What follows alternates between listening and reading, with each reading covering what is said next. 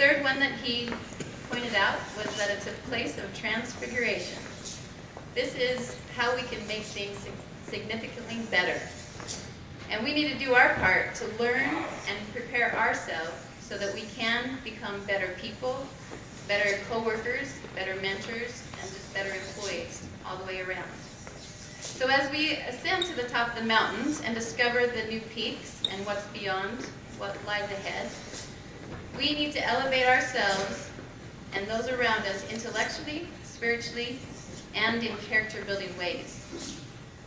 Now, Kelly Flanagan will share some more insights about where we're going in the future. But as you can see here, oh, I got louder. Okay. As you can see here, our vision is to provide legendary service and value hallmarked by finished products. This is, as we think about the theme of climbing that mountain and reaching that peak and seeing what's beyond that horizon, we need to challenge ourselves to think of ways that we can provide that legendary service, to really serve our customers and our partners. And then we need to put those ideas into action. Through continued efforts of collaboration together, we can find ways of doing things better and by solving problems quicker and better as well. During the next couple hours, we invite you to join us in celebrating some of our past successes, exploring what others are doing. As you look around the room, there's been a lot of preparation to be able to share with you where OIT is going. And then we need to also look at sharing in the vision, and as we hear from our leaders at the end, they will share where we're going, what's next on that horizon, so that we can collaborate together to work towards a more finished solution for our customers and partners. So the agenda today is going to be Kelly McDonald, who will come up and he's going to present some accomplishments. And we understand that this is just a few recognitions, but think of it as a whole. We're really looking for ways that we can collaborate and move together in a better way. After him, we will have a breakout. What does that mean? It means that we will feed you as well as let you go intermix with everyone else. So we invite you to do that. Then we'll come back together and hear from our leaders at the end. We'll hear from Kelly McDonald and from Kelly Flanagan, and then take any questions that you may have.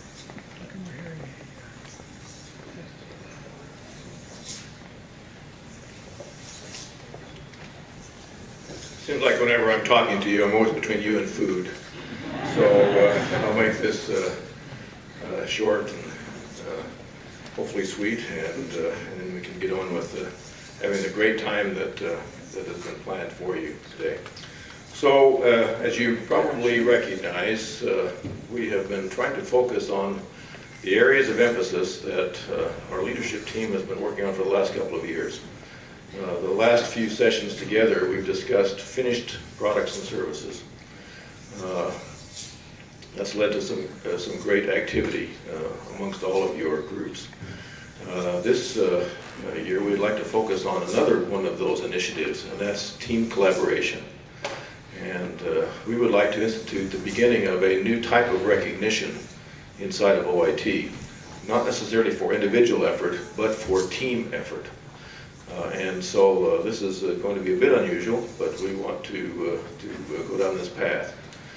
This means that as these teams are recognized, if you feel like you have contributed in any way to the success of that team, then stand up and be recognized. I'm not going to call out any names. You decide. And if that means all of us standing up at any given time, I'm okay with that. So let's begin with, we have, this is by no means all of the team successes that have been developed over this past year, but these are some notable ones. The first one is first of semester problem collaboration team. And I've got this little kind of a lengthy thing here I'm going to read to you, so please bear with me. Great. I teased Michelle that she's like Vanna White, walking back and forth across the stage. Okay. 10 years ago, during the first of school, the service performance was so bad from OIT systems that John Sutherland and Rex Franson had to make a presentation to the ITPC about what went wrong and how OIT would prevent it from happening again. Unfortunately, this was the norm at the time. We just did not handle the load at the beginning of school semester as well. Improvement of the first school experience has been an area of focus in OIT for some time. Over the years, there have been many, many improvements. These include, but not limited to, the homepage, registration, PeopleSoft databases, network, hardware mass storage identity systems, and on and on. Great improvements have been made in the way that OIT communicates to the campus. For a number of years, we have executed a first semester simulation, running a load test on key systems to see how they behave. While the normal work of the university continues to run, this allows us to test both system behavior and lines of communication between campus and OIT. We've also been running rapid response team, gathering engineers and other various disciplines together to react quickly. The last few first of school periods have been non-events. Not that we have not seen issues with our systems, but that the end user experience has been very smooth. Business partners report being very happy with system performance during the first of school. Technology is not getting in the way of the work. This doesn't mean we haven't had problems to deal with leading up to the first of school. We still find problems during the simulation test, sometimes serious ones that have to be addressed. This was true again this last August, where teamwork was remarkable, when the simulation test showed that we had some serious infrastructure issues that prevented the systems performing properly, even under moderate load. Engineers from the platform, network, and server storage teams worked together and collaborated with production services personnel to identify, isolate, and repair numerous infrastructure issues that contributed to the problem. This was done in a relatively short amount of time. Some of the problems were able to be fixed, while others had temporary workarounds put in place. This should not minimize the great work done over the years by everyone else to improve our systems. Because all of our systems perform well, they have had great baseline to work with, and we can now focus on those oddities that creep up from time to time. Ahead of the first of school, everyone at OIT contributes to the success. Now, if you have in any way feel that you've contributed to the success of this team collaboration in OIT, stand up. Come on. Very good. Thank you.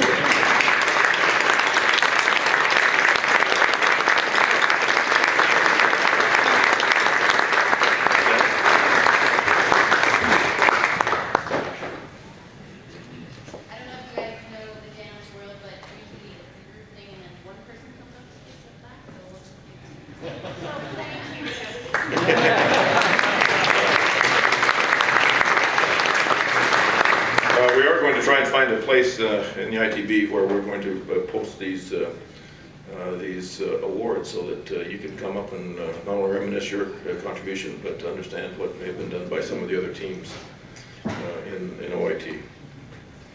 Okay.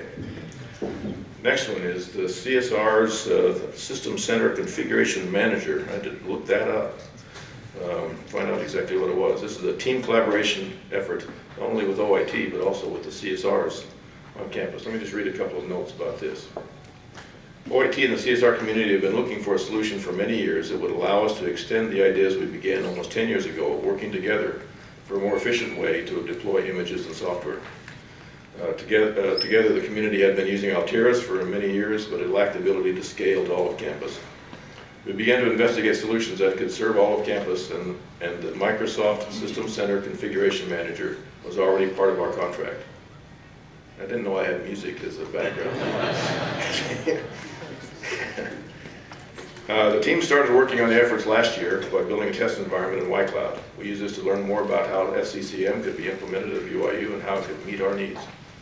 The team focused on the core functionalities and has been used in Altiris development for many years. The effort became more focused in June as OIT began to rebuild the system in OIT's independent domain to help with core services, with help from core services. The team also got help from the networking team to get multicasting and PXE booting working. I'm not sure what PXE stands for. I used to, but I don't remember. We had both the mandate and the resources available to make SCCM a successful tool on campus. The team has also been working to provide common SCCM functions and services to the CSRs in a manner that eliminates the need to replicate efforts for individual areas. Throughout this process, we've been able to work with many different people in the BYU technical community who could best contribute in their own ways, from department and college CSRs to OIT personnel and edge core production services and infrastructure engineering. This is the kind of collaboration that can really increase our efficiency and bless the lives of our professors and students by leveraging the best we have wherever they happen to work. So if you contributed in any way to this SCCM team effort, please stand.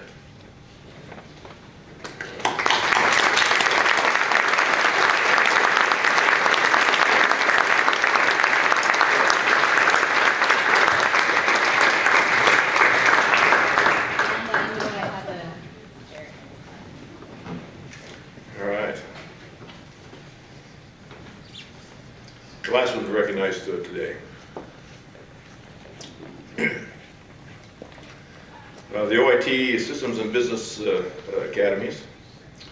The OIT Systems and Business Academies were developed and facilitated by 15 individuals across OIT with the support of our executive leadership team. Through collaborative efforts from core, edge, infrastructure, production services, finance, and HR, we designed a program that gives OIT employees an opportunity to develop foundational key skills needed within OIT. These academies facilitate dialogues among employees around different topics related to systems and business concepts. The systems track focuses on understanding the holistic approach to systems thinking. The business track discusses key skills that are needed to be successful in the business of OIT. This team not only worked to develop and facilitate these academies last year, but they then took time to stop and see how we could improve the second round this year. They are also working to ingrain the concepts into other programs within OIT. The team has shown their dedication and commitment to OIT through their willingness to add one more thing to their plate that directly benefits not only their day-to-day work, but OIT in general. Through our efforts to continually improve our employees, we will work to improve relationships inside and outside of OIT, produce better solutions, and raise the competencies and skills of our employees. This in turn will raise the level of influence, customer excellence, and respect between our own employees and our customers and partners at the university. Those of you that have associated with the System and Business Academies advising and development, please stand. Great.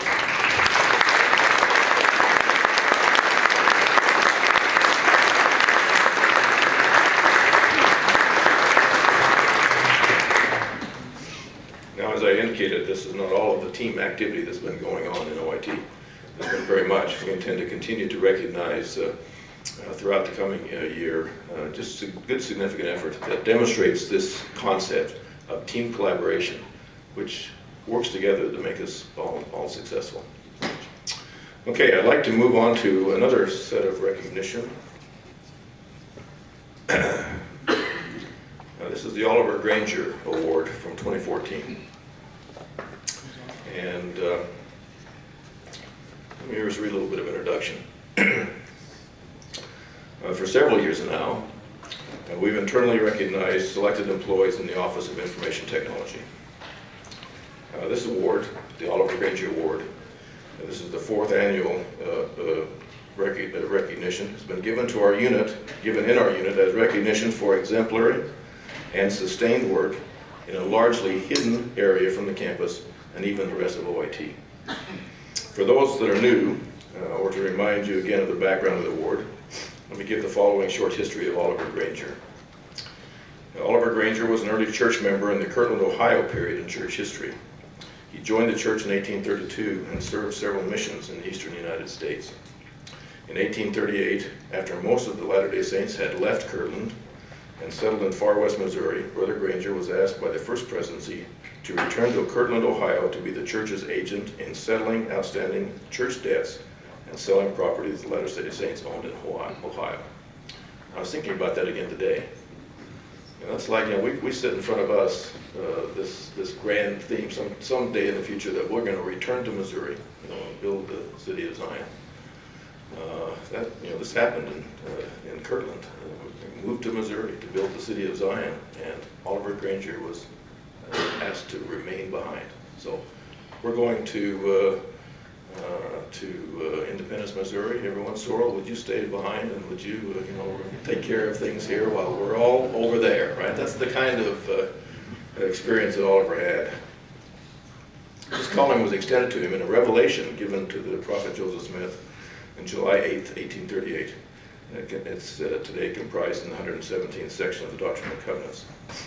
Oliver Granger performed his work with great integrity and satisfaction. Even a non-member creditor commented, quote, "Oliver Granger's management in the arrangement of the unfinished business of people that have moved to the far west and redeeming their pledges and thereby sustaining their integrity has been truly praiseworthy and has entitled him to my highest esteem and very grateful recollection."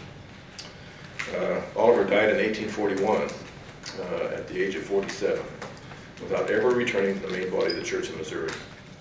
Although there were a few members of the church left in Kirtland at his passing, his funeral was attended by a vast concourse of people from Kirtland and neighboring towns. Called to serve in an obscure part of the vineyard, Oliver did so in a sustained and exemplary manner. This largely hidden work and sustained service are thus two of the main criteria, in my mind, for unique recognition of the Oliver Granger Award. I believe that in every way the following individuals exemplified the very spirit of Oliver Granger. So, my candidates this year are, first, Jill Ronboy. Is Jill here?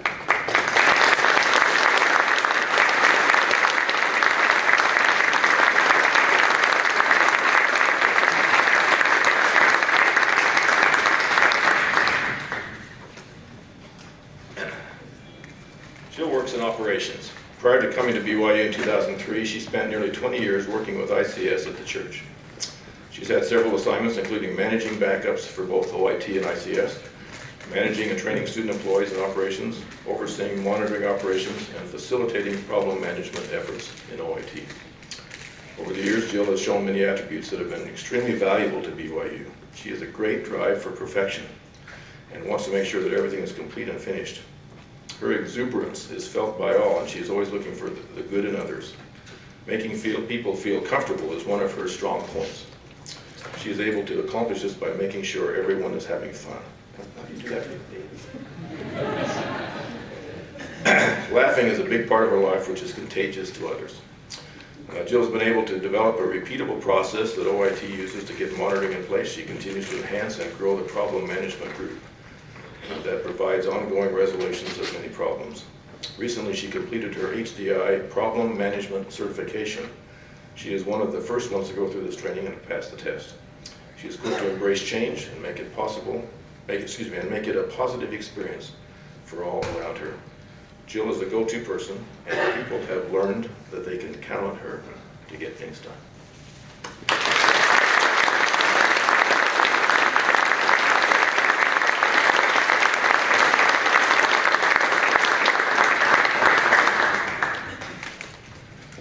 The second recipient of the Oliver Granger Award in 2014 is Mark Hales.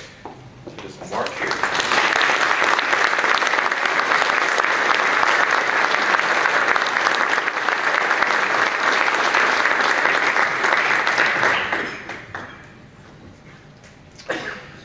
Mark Hales is a 30-year veteran of BYU, having started his career with the university in February of 1984. Most of his tenure has been spent engineering the financial management systems used by OIT and its predecessor organizations. Unlike most developers, Mark has usually been asked to design, build, and maintain systems without the aid of other engineers. That's what we think of finance, I guess, is we only have one engineer working on it. No, that's not really the case. Mark has usually been asked to design, the current incarnation of OIT's financial systems, OFIS, handles tens of thousands of transactions each month, all of which are necessary to keep OIT fiscally solvent. Quiet and unassuming, Mark continually strives to keep OIT's finance department happy and listening and by listening and making adjustments to the system based upon their needs. This can be a challenging endeavor given the way OIT offers its services and the financial structures associated with it. On a few occasions, Mark has been asked to make significant adjustments to OFIS with very little warning. Does that ever happen? Mark comes through even when the time and resource pressures are immense. Known for being an early riser, Mark is usually the first person from Edge to arrive in the office each morning. Now, we got to do something about that. Mark gives his all in the office and turns around each day to give us his all at home as well. While not at work, Mark builds houses, welds, enjoys woodworking, and tends to his farm in southern Utah County. We appreciate the contributions Mark has provided over the years and we're excited to see what more he can do as he begins to focus on new systems and technologies. Thank you, Mark.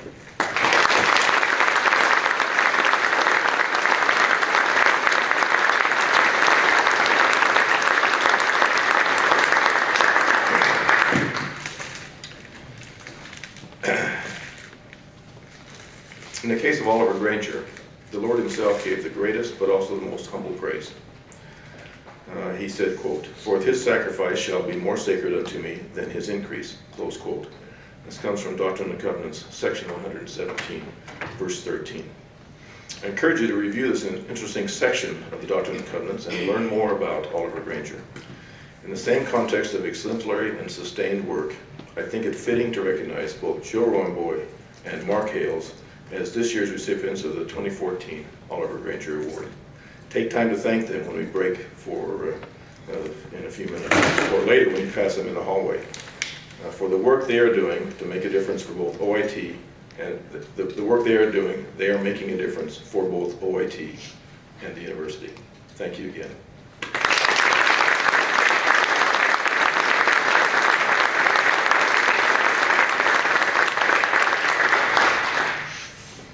Thank you, Kelly. Okay, now it's time for a little food and fun. So we're going to break for about 30 minutes. And during that time, what we're going to do is invite you to go around and talk and mingle with others around the room. I think we have 6 or 7 booths that you can go and see what people are working on. And we also have one outside from infrastructure that is awesome. You can go see what they're working on too out there.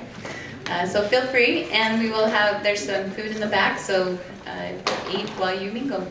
We'll get back. Sorry? Oh, yes, thank you.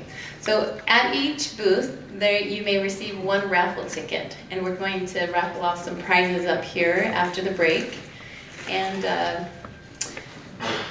I think you can get a total of 6 each, something like that. Okay? All right. Thank you. Enjoy. Or someone. I'm the Vanna White now. Yeah. All right. We'll get them mixed up really good.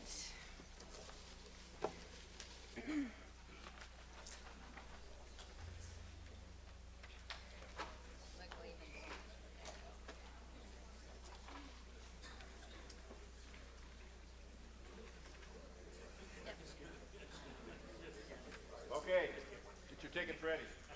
Oh, wait, I forgot to tell the rule. Okay, I do have one rule. So you all should have a number of tickets in here.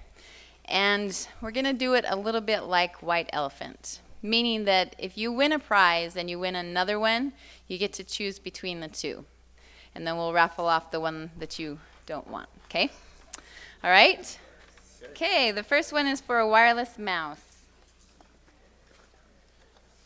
239042. 239042. Anyone? Anyone?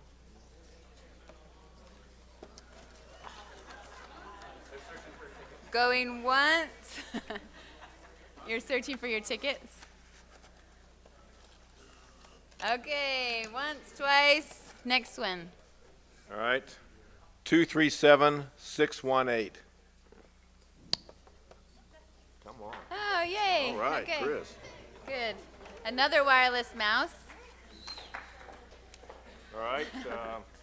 238728. Somebody. All right. Okay, next one. This one's for a Chromecast. All right. 238044.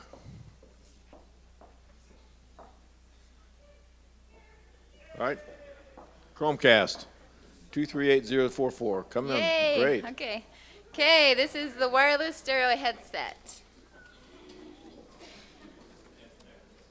All right. The number is 239029. Somebody, I heard it. All right. Come on, Russ. Okay, the next Another Chromecast.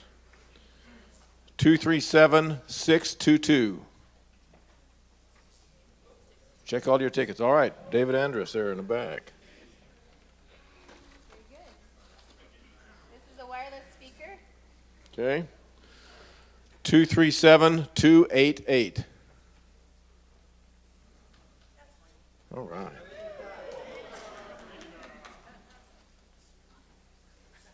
I should have taken that ticket in my pocket. Maybe I'm the one that had that ticket that no one came for. That's probably true. Okay, wireless Bluetooth. 238786. All right. Yay. Okay, another wireless speaker. Bluetooth. 238010. All right. Okay, this is a laptop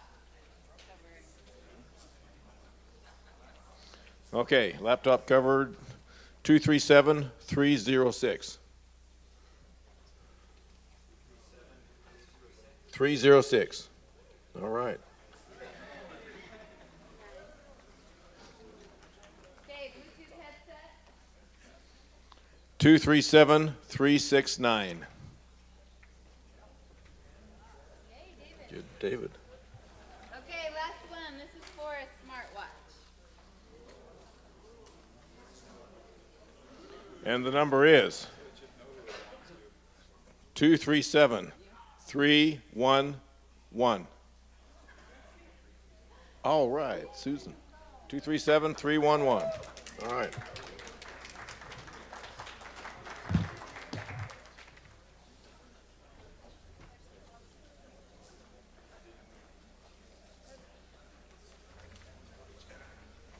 One more time, Ernie.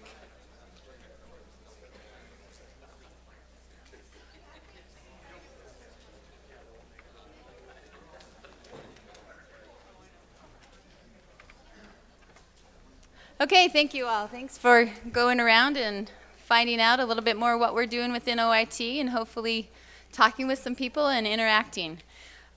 Next, we have the pleasure of hearing from Kelly McDonald, and as we sat there and talked about it, we thought this being his last all hands, we'd like to hear a message from him, and so we've asked him to come up and share whatever he would like to share with us. So.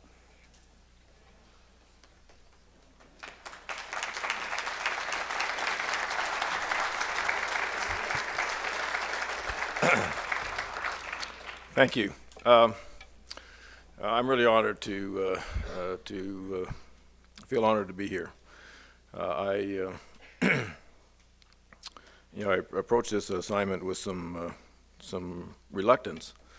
On one sense, that I would want to be able to say something that's useful to you and meaningful to you, and on the other, that this may be my last opportunity to really speak to you in general. I don't know that there was going to be another opportunity. That brings me to this official announcement, which if you haven't heard it, somewhere your head has been in the sand somewhere, that I am retiring the end of December 31st, and plan to go on to do some other things after serving here going on 41 years at BYU. And thank you.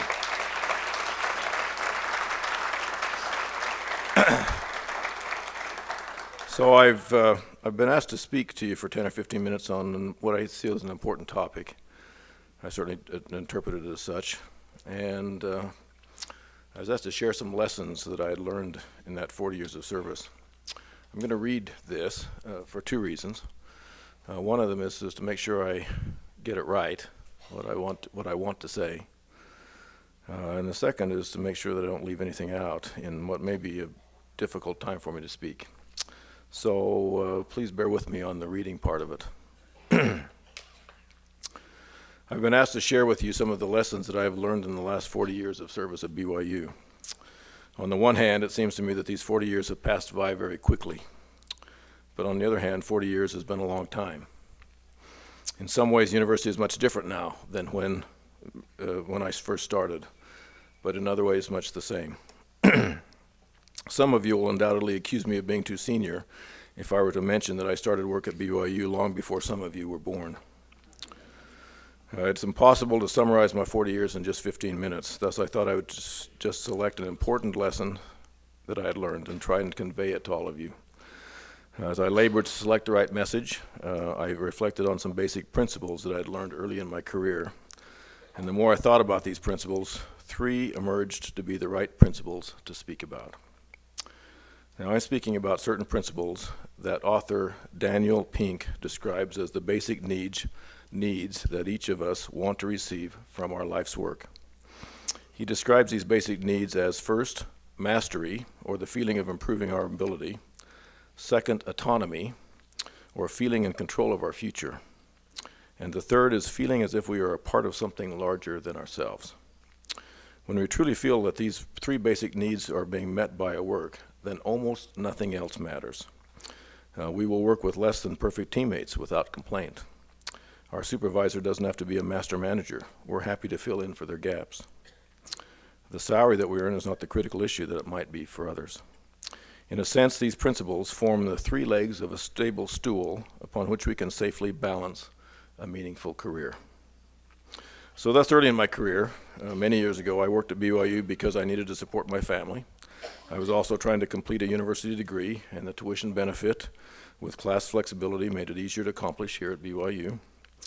However, I didn't consider myself a long-term employee, and I had actually received a few job offers to go elsewhere.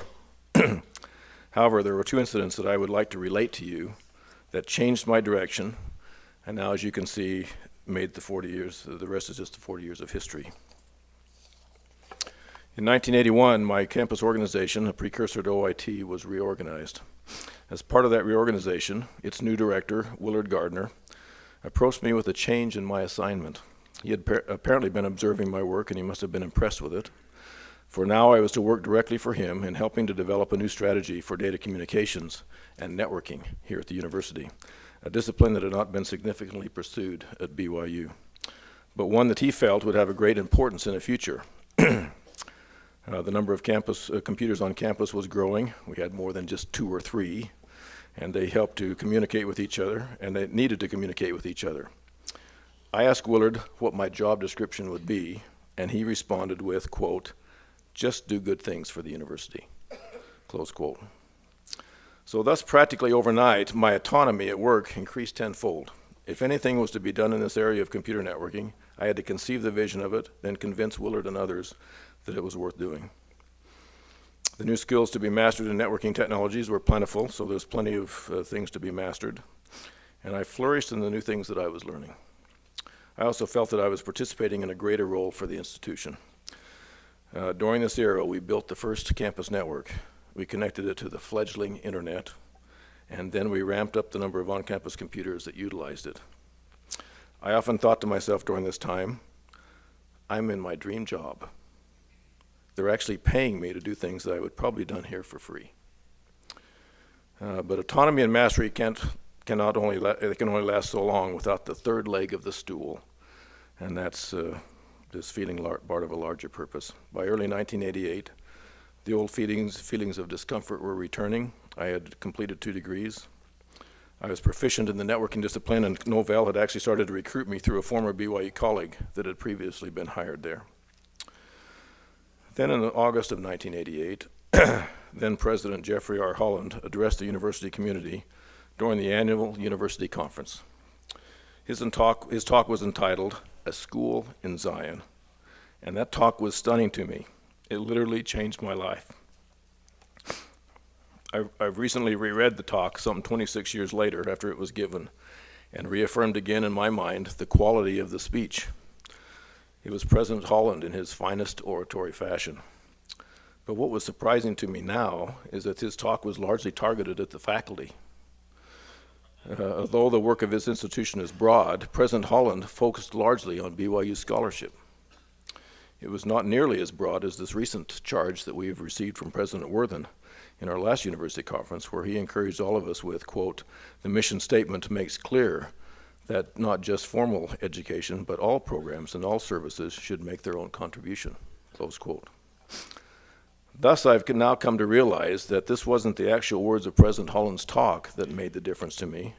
They were just the catalyst that allowed the Spirit to affirm, after years of preparation in mastery and autonomous thinking, that now, at least for me, this was the right place to be.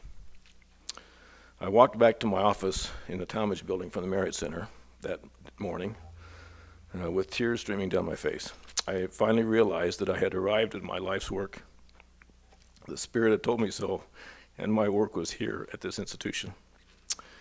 26 years later, I even feel more strongly that this was the right decision.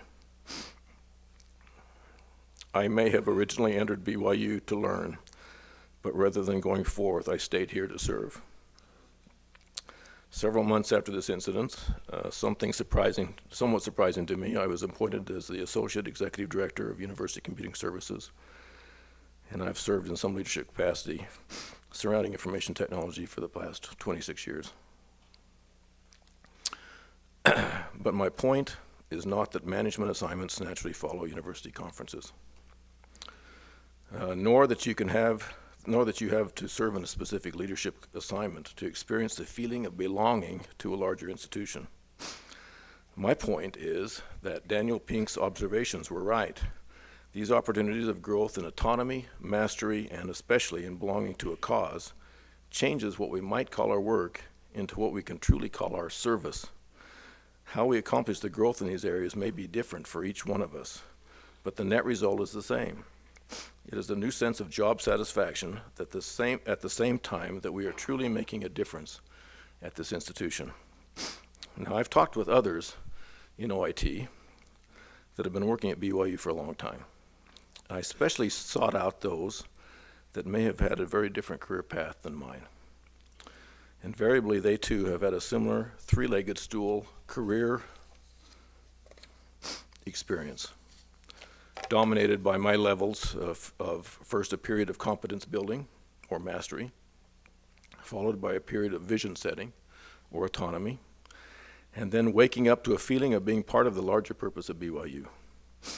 There's no set time in each one of these phases, nor is a test to be taken to see if it's time to move to the next, be advanced to the next level. For some, like me, there's been a defining event.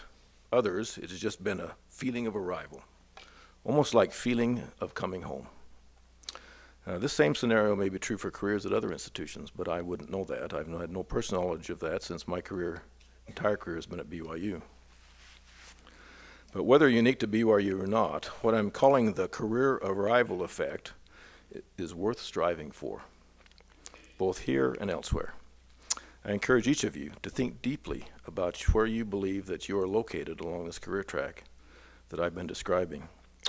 For the student employee especially, this might just be embarking on this path. I encourage you to observe carefully as your career unfolds these attributes of mastery, autonomy, and being part of a larger purpose. Decide early in your career if you're on the right track. If not, have the courage to change direction. Probably applies to all of us. For the greatest career tragedy I can think of is to have spent 40 years in a career and not being able to say, as I now do, this was the right place for me. Now, to those of you that are in some type of supervisory role, I encourage you to find opportunities to make your employees' work more meaningful in each of these three dimensions that I've discussed. In collaboration with your employees, seek out new skills that they can master that will be beneficial to your mission. Look for ways to help them incorporate their vision for their work into the larger vision of your group. Then give them some autonomy over that part of the departmental vision that they can contribute to. Now, this assignment that I'm giving to supervisors could easily apply to almost every full-time employee, because which of us don't have some type of influence over the student employees here at BYU and in OIT? Now, finally, to all of you, I encourage you to start making a list. Put at the top of the list the following title: what can I do to make a difference in OIT? Then start looking for examples of activities that you can put on the list. In addition, put an indication, some kind of indicator, next to the item you have listed as to whether this is an activity that assists you in accomplishing the principles of mastery, autonomy, or becoming part of that larger purpose. Perhaps in the area of mastery, you could learn a new skill on your own that you can use here in OIT. Or perhaps it is learning to become more self-directing in your work. Think about how, within your scope of control, you can propose something that you can do that will make a difference to OIT and thus to the university. Or that could become your piece of the vision for making a difference. Now, as you accomplish the items on your list, with the help of your supervisor, your endearment to BYU will grow. And I believe you'll come to know over time that your true place is here, as I have come to know. Thank you very much.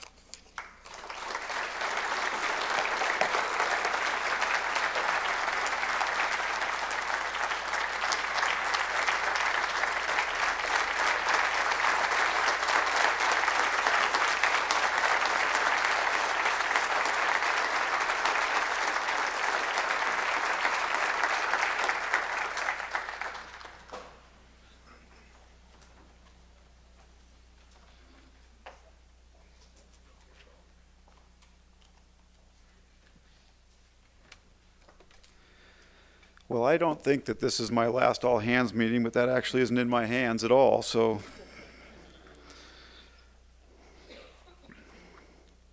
It's good to be here today. Really good to be with all of you. You know, my dry, somewhat not funny humor, the first thing I saw the slide this morning said all-hands meeting. The first thought that I had was at least we're not all thumbs. But it reminded me of something my son told me this morning. This morning, my 9-year-old was very insistent that other fathers drive and I don't, and that his friends have fathers that drive them home from school and pick them up and take them places, etc. And then he informed me that I was broken, but I was okay. So, glad to know.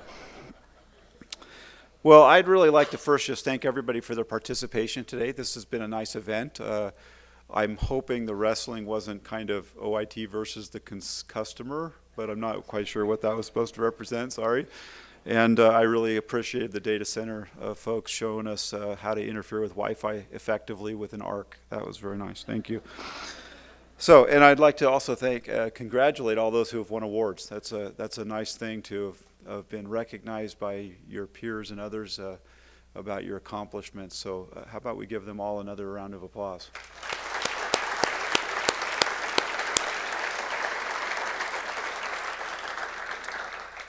Now let me comment a little bit on Kelly, because we like to embarrass Kelly. It's good, right? So when President Samuelson left, somebody made the comment about how many years he'd served here, and that it was like 11% of the institution's history. And doing a little bit of quick math, BYU was founded in 1875, which means that Kelly has been here 29% of the existence of BYU. Okay? You're like freaking old.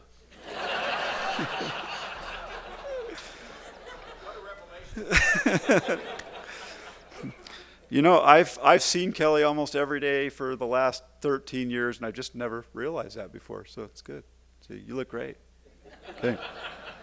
That might be a little bit of a hollow thing. Never mind. Anyhow, and I probably violated every HR rule in the book, but that's okay. I have known Kelly since I was a electrical engineering student. Kelly probably talked me down from many cliffs in my despair with centralized IT on the campus and the reasons I couldn't do whatever it was I wanted to do.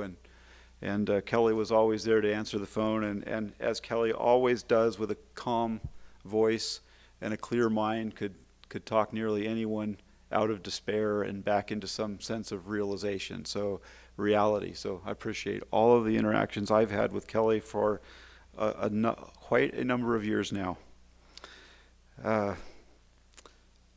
I think enough said. Thank you so much for your service, for what you've done for the university, for all of the technical things, but also just the niceness of the institution has a lot to do with what you've done for us. Thank you.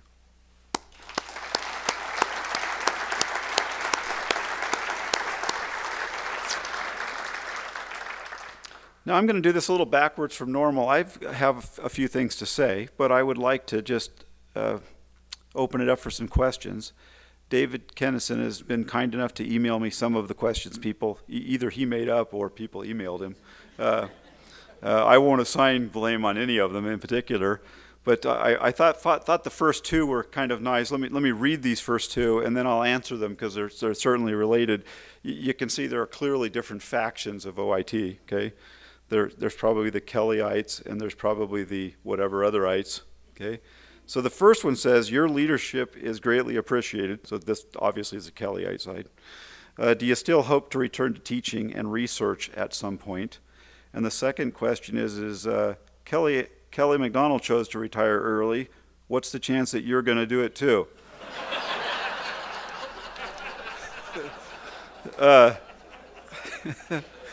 So you can see now why those two are related. Do I hope to teach someday? Well, I guess the first answer I would give is I hope to always be in a position to teach, and I think that means to be a good learner and to learn new things constantly that you can share them with other people in the right spirit and the right mindset and in the right way. Do I think it's likely that I'll go back to the classroom and formally instruct students? Well, I don't believe that's going to happen in my career by being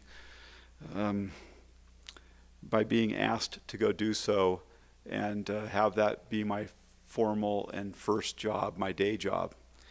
I do hope that over time I might be able to find a way to do both and find a way to teach periodically. There have been some people that have been good examples of that in my life, and I'd like to find a way to do that, but I don't think that's probably going to be my day job, and I'm only reflecting what I sense. Now, President Worthen could walk in this very moment and say, guess what?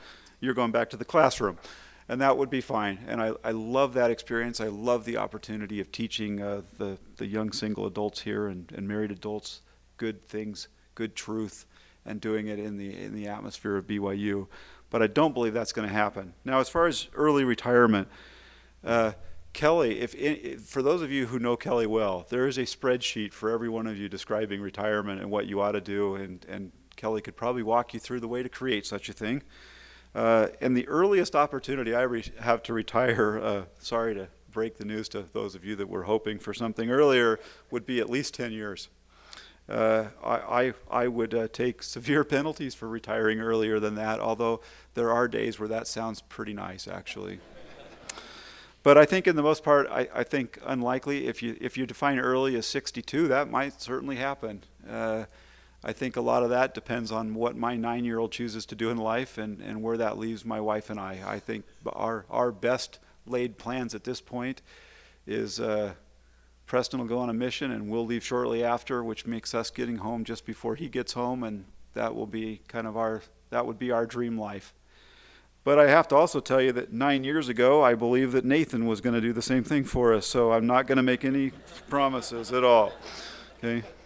I was the stupid father that got up and told my ward that 6 children was great and we're done, and well, we have 7 now.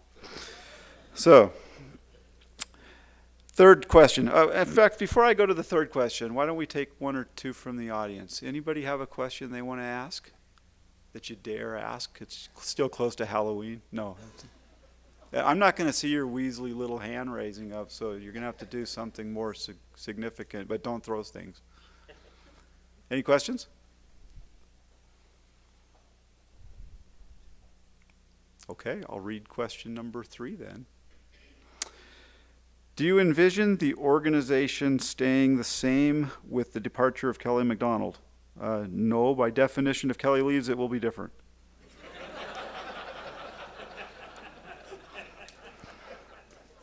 Will someone be found to take the role? I suspect at some near date, someone will be found to have the same title. I'm not sure that they will. Clearly, when any of us leave, there's no one that will fill that role precisely the way we did, or could do it the same way we did. I think, yes, eventually we will have a new assistant vice president. Their roles will likely be similar in the sense of job responsibilities and those sorts of things. The position is not currently open. There's not a search underway. We're going to let Kelly endure to the end and work hard and do great things, and then we'll worry about those kind of things. Now, are there any questions from the audience? Anybody want to apply? Yeah, there's a hand here. I don't know who it is, though. I just was wondering what you see the future of OIT as. What direction do you see us going in? I always love it when people ask me what I see. That's great. Sorry, I just can't resist. I told my stake president that was the first time he'd ever called a bishop with no vision. And he didn't get it at all. Went completely over his head, had no idea what I was talking about. So, what do I see the future role? I think OIT has a tremendous amount to offer the institution in the sense that clearly BYU brings and attracts magnificent students. We attract great faculty that come here to teach those students. I think the students that are coming to BYU now are growing up and living an era for which they just expect technology to work. I've shared this before, but I will never forget when Preston drove all the way to Arizona with us with an iPhone in the back seat, watched videos, played games, etc. Walked into the hotel room, walked right up to the flat panel screen, touched it like this, and went like this. And he expected the TV set to zoom. And the first thing my wife said, it will in a few years, right? And those are the kinds of folks that are coming to BYU now. So they're not only going to expect us to continue to do what we do now, to run the infrastructure, to make things so that they work and they don't fail and they're there when they want them to be. They're going to want them to be transparent. They're going to want them to be, they're going to want them to produce the magic they expect, right? And when it doesn't meet their expectations, I think they're going to find themselves in an environment where they will expect to be able to solve the problem for themselves. So I think OIT will have to find a way to do the business we do, but not be in the way of other people who want to innovate. We have to innovate where we can and make a contribution where we can, and we also need to focus our efforts to do those things for the institution that are the most meaningful and the most strategic. It's easy to get sidetracked and off on different roads. I think we're on a good path to do there. Well, there will always be change, and we just need to adapt and do our very best. I'll say more about that later. Other questions? Okay. Number 4, and this is the last one I have. In the past, you have said that you sometimes don't attend meetings because when you make comments, people assume you're thinking out loud. Is policy or mandates for OIT? That's sometimes true. I just don't like going to meetings. Goes on to say, just trying to, for OIT, when you are just trying to be a full participant in the conversation, or that people are afraid to disagree with your point of view, how should people interact in order to encourage the free flow of ideas, even if they are different from the status quo? Well, those are great questions. I mean, that is probably, if we could solve that problem, we'd solve lots of society's issues, right? Because the challenge is wanting to speak, knowing how and when to speak, knowing how that spoken word might be received by others, and how to socialize, right?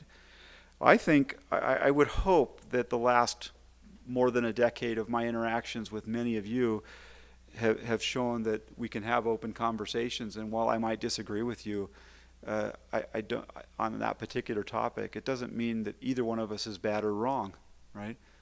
As my son said, I'm broken, but I'm okay, right? And sometimes we have to be cautious on both sides, and I have to be clear about what things I really want to have happen and what things I'm just venting on for the moment.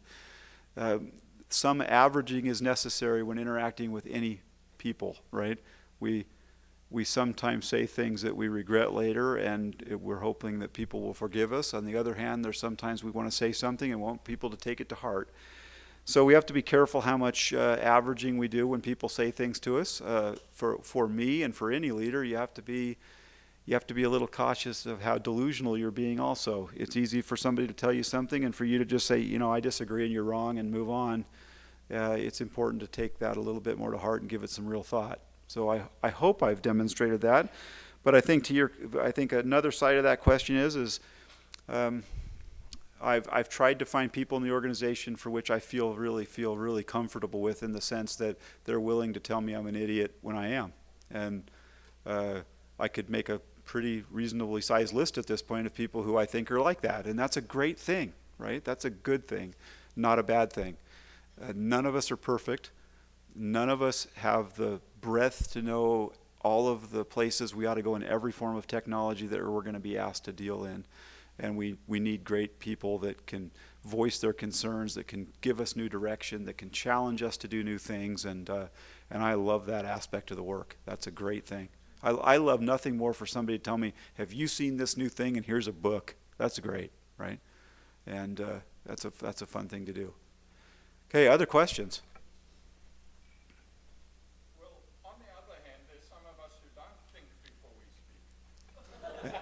And I know that's Sorrel from that voice. See, that's the great thing. I have to tell my children all the time, I'm blind, not deaf, because they always say things about me. So I have to tell you before that, I have a little grandson who has what appears to be vision similar to mine. He's only 2. And his parents are obviously really concerned, and my daughter's just completely freaking out because that's what she does about every topic.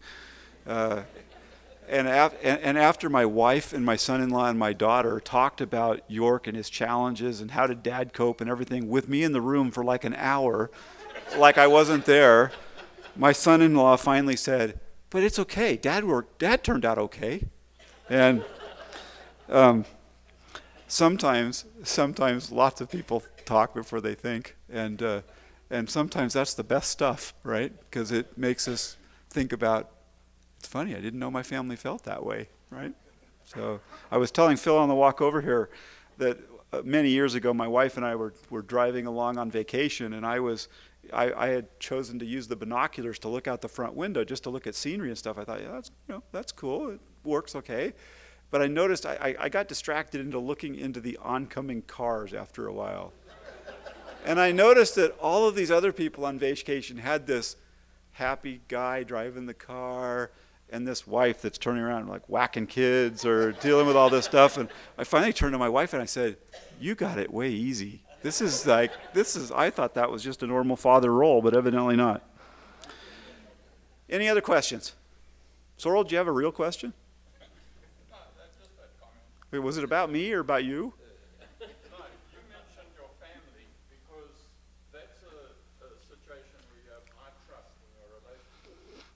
I don't know if there's anyone inside of OIT who thinks I don't like them. And because I love everybody, I can speak out of turn, and people generally are very kind.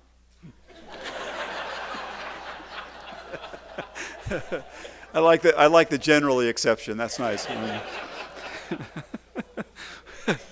Well, I think that's a good point. I think when we can share love and people know that we are actually concerned and that we're concerned about the institution, we're concerned about one another's well-being and our families and other things, right?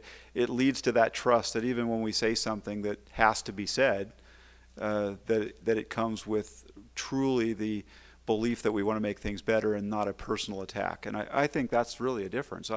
I've mentioned it before. When I worked at Intel, it was a pretty aggressive environment, but I think everyone, whether they were LDS or not, recognized the meetings were over when the attacks became personal, and when the discussions were very poignant, but to the necessity of making things better, everybody was clear that this wasn't a personal thing, and I think that's important for all of us to remember. Thank you for helping us remember that, Sorrel. Other questions? Yeah. We gathered a few.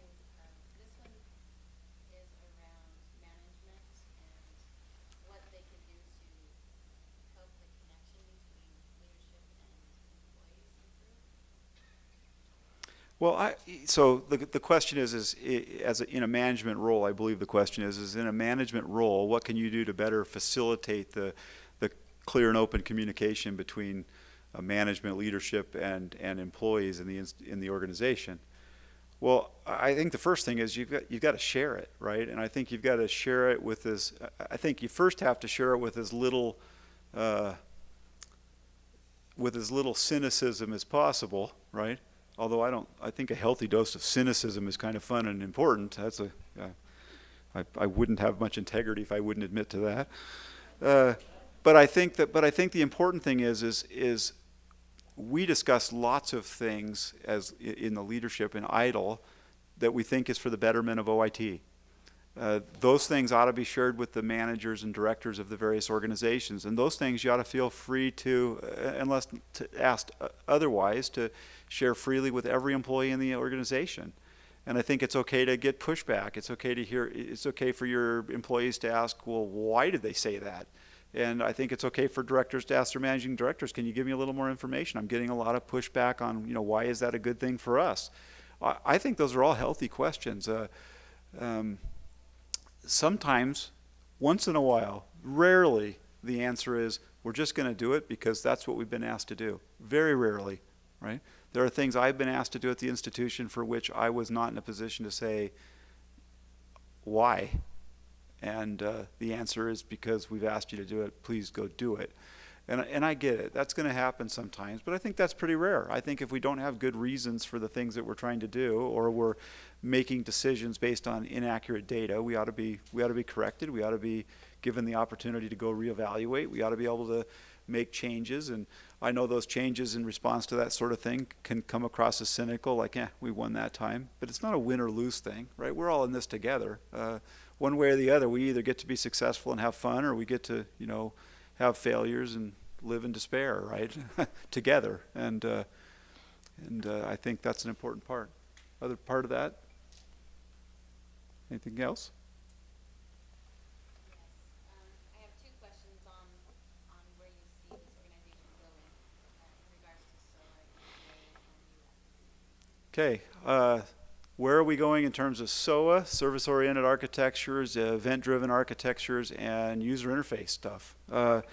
Well, I think I've been addicted to three things by Phil Windley. That's event-driven architectures, Diet Coke, and sushi. Okay, at least two of the three I'm proud of, and I'll leave it the rest to you. I think event-driven architectures is. If we look back in the computer industry, we know there was a time when all of the input-output devices in a computer were mapped into the memory, and we interacted with them by polling. Basically, we said, we need something from the disk, and then we just kept checking back with the disk until that data was back, and then we said, okay, now we've got it, and we go on and do what we want to do. That changed rapidly in the computer industry into interrupt-driven architectures, where we went off and told the disk what we wanted, and then we found other things useful to do, and when the disk was done, it was going to tell us that it's done. And I think the parallel here is that we currently build polled systems. We allow systems to go out and ask for data or information, and we sit there and we spin until we get the data back. Okay, there's a better way, and I think events are the better way. We can go off and do many things for which, use a simple example. We probably, at least monthly, probably more often, we poll the system to find out how much we're supposed to pay all of you, and we do that every month. Although your paycheck probably doesn't change every month. And so the question is, why are we wasting our time polling for all those things that don't change? It would be much better for the few of you for which your salary does change from month to month that we send an event that says your salary is this for this month, and the system picks that up and does the right things. So I think we are clearly going down a path where we ought to understand what events mean. They can be simple, they can be complex. We ought to understand how that changes the way we might build systems. That might change the development methodologies that we use in the organization. I think event-driven architecture really is the complement to SOA.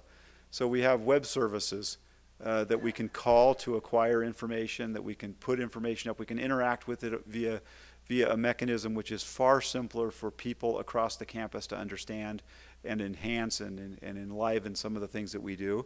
And I think events are the other half of that, which makes that system really quite complete and quite robust. So I think those two things are things that we really need to figure out. I think with UX, we have to constantly ask ourselves whether or not we want to grow our own UX experience, expertise within the organization, or whether that's something that we do a little bit of architecting around and we ask other people to do the deep design work, the user experience work, etc. I don't know that I know the answer to that yet, and I'm waiting for that I'm waiting for that message to go from throughout the organization and hear back what some of you might think. I think that's a great, if somebody's got great passion there, we'd love to hear about it. So, any other questions? Yeah, please. How much direction are you getting from the new president as compared to the former? And is his vision a little bit different? And how so? Well, I think they are certainly different men. President Worthen seems, in my opinion, and no shame on either of the other presidents I work for, more open to discussion. I think that's a good thing. I think that the direction I've received from him really in a lot of ways is to maintain where we're at, but become technologically prepared to deal with some more strategic initiatives that may come. I have felt that way all the way through President Samuelson's tenure as the president, that our role ought to be to prepare, because the day will come when a president or an academic vice president might say, we're going to change the way we do things at this institution, and we ought to be prepared to respond to that as quickly and as best we can. So I think that probably the biggest difference I see is a little less concern about the detail, maybe because we've known each other for so long that he trusts that it's going to work. I don't know. And the second thing is that we ought to prepare dutifully for some things that he sees coming. I think it's going to take a president a year or so to kind of get a handle of the institution and what the board's expecting, and I think those are good things. So I think those are kind of the primary differences I see. Probably more communication, and a little more likelihood in my mind of strategic change in the future. So, anything else? Kelly, Yes. you mentioned earlier that you have a list of people that you can depend upon to call you an idiot when you're an idiot. Yep. How do we volunteer? Oh, just fire off an email or a telephone call or come knock on my door. It's great. So, yeah, it's good. So, there's nothing wrong with actually being called an idiot. I mean, we're almost all of us are probably an idiot at some point in time or another, right? I used to make the, for anybody that's been an adult leader in an out of unit leader in a YSA ward or stake, realizes with that number of people, there's always somebody willing to do something wrong almost every day of the week, right? And that holds true in our organization too, and I'm just one of N, right? So there's certainly room for that. So, well, let me make a couple of comments, and then I'll get you out of here. Kelly was between you and the food. I'm kind of between you and freedom, so I think that's probably worse. So let me just make a couple of observations. First of all, I love the mountaintop theme that President Worthen introduced, that Michelle talked a little bit about. A couple of things came to my mind. Mountaintops are hard to get to, right? It's just hard work. In fact, my wife and I pretty much just abandoned mountaintops. We just stop at the lakes beneath the mountains and fish, and we find that really enjoyable. And there's other people like Scott that want to go to the top of mountains, okay? We don't always make it to the tops on the first, second, third, fourth attempts, right? We try over and over. Many people have attempted to climb Mount Everest, Mount Whitney, Mount McKinley, other mountains around the world, and they don't make it on the first attempt. They sometimes don't make it on the second or third. Sometimes they never make it, but they keep trying. And I think that's the issue here. I think we got to just keep trying. We're going to get better. We are, frankly, a phenomenal organization. We don't have a budget deficit. We perform great work for the campus. We facilitate many, many people getting their day jobs done. We don't hear from very many of them in a complaining fashion. We've got great students that work for us. We've got all of you who train those students. There are so many great things that we do, right? And I think we got to take time to look at those things as well. Let me share with you, as President Worthen did, the mission of Brigham Young University. The mission of Brigham Young University, founded, supported, and guided by the Church of Jesus Christ of Latter-day Saints, is to assist individuals in their quest for perfection and eternal life. That assistance, right, the assistance that we provide to those individuals should provide a period of intense learning. Let's call that a career for our sakes, okay? There's a career, a period of intense learning in a stimulating setting. Let's call that OIT. Okay? where a commitment to excellence is expected and the full realization of human potential is pursued. The accompanying aims of a BYU education indicate that this experience should be spiritually strengthening, intellectually enlarging, character building, and leading to lifelong learning and service. Now let me fill in the blanks there just a little bit for these things. If you think about spiritually strengthening, we can recognize these are things that I think will help you in the sense of spiritually strengthening. Recognition of inspired leadership. At times in your lives, you're going to recognize that leaders at all aspects and in all areas of your life are inspired. And as you recognize that, you'll feel the Spirit and be strengthened. That might include our board of trustees, the president of the university, and others. Revelation and inspiration related to your work. I know from hearing from many of you that you will feel the hand of God sometimes in your work, right? I don't know how many times I've been frustrated with a problem, gone to bed, or had prayers, or pondered, or whatever, and answers come. Attendance at devotionals. Yesterday's devotional was phenomenal, a great message. And when people tell you that was a great message today, and you say, I didn't think much of it, maybe that just wasn't your week. I have a good friend in my home ward that tells his kids, when you go to sacrament meeting, you should expect to be bored, but if you go to enough of them, you'll hear a really great one, right? Now that's a kind of a weird attitude to share with your children, but you can kind of resonate with it too, right? Okay. Intellectually enlarging, personal technical study, adapting methods from our students and employees, reading broadly. Let me talk about reading for a minute. Many of those that I admire most are broad readers, and I'm going to skip ahead here if I can figure this out. Phil shared with Idle the other day, and I looked it up on Google just a moment ago, some statistics that are alarming about books. 33% of high school graduates never read another book for the rest of their lives after high school. 33%. A third of the people never bother to read another book. 42% of college graduates never read another book after college. So imagine our students leaving here, and they leave and they never, almost half of them never read another book. 80% of U.S. families did not buy or read a book last year. 80%, okay? I would suggest that from that, when you think about those kind of staggering figures, that we owe it to ourselves to read and ponder and think about the things for both our professional and our spiritual lives, right? But I would also suggest that we owe it to our students that we mentor. Most of you mentor some students, whether you know it or not. Frankly, there are some 500 to 700, depending on the day, I suppose, student employees inside of OIT, and you mentor them. You set examples for them, right? They ought to know that you like to learn, that you believe in the mission of the university, that you're gonna have perpetual learning, essentially. So several years ago, Brian Evans and I were charged a small group of colleagues to develop an umbrella mission, vision, and value statements for the administrative units on campus. We adapted and adopted these for OIT. You may remember that some administrative units had a hard time connecting themselves to that broader mission statement of the university. So we put in words, I'll be brief here. The mission of OIT is we enrich BYU by making it inspiring, comfortable, productive, and safe.